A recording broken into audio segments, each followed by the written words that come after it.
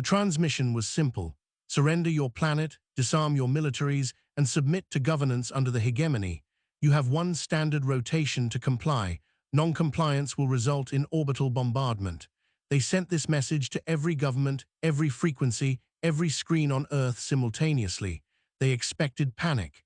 They expected negotiations. They expected surrender.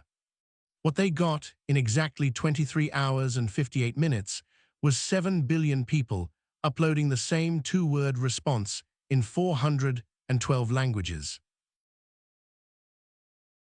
The hegemony had conquered 600 worlds.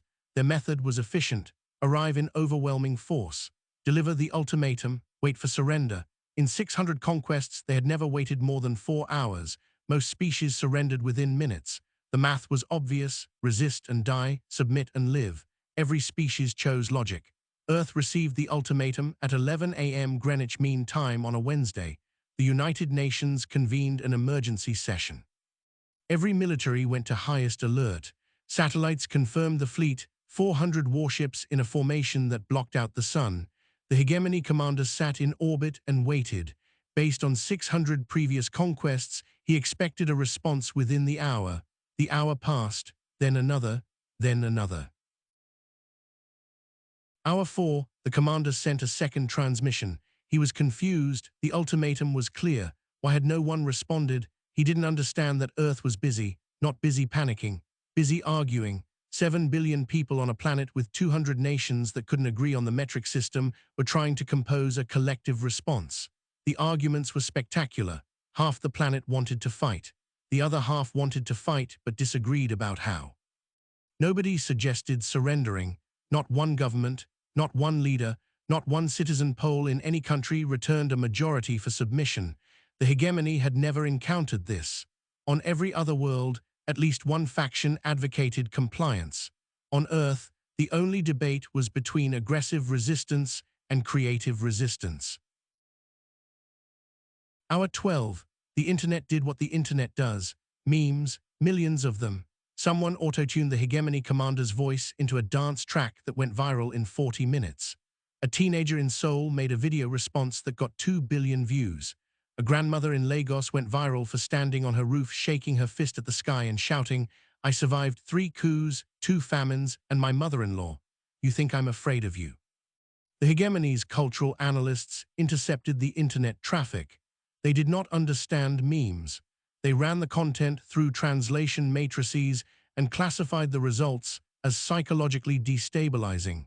The analyst who processed the dancing cat videos had to take medical leave. Hour 18, the militaries stopped arguing and started cooperating. For the first time in human history, every military on Earth operated under a single command structure. Russian submarines shared targeting data with American carriers. Chinese missile defense integrated with European radar. Countries that had been pointing weapons at each other for decades pointed them all in the same direction. Up. The hegemony intercepted the communications. They were not impressed by the weapons. What concerned them was the coordination. 600 species had received the ultimatum.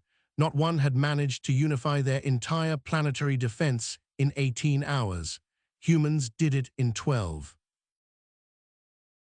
Hour 23, someone started a movement. Upload your answer, 2 words, any language. It started in Australia because they were awake first.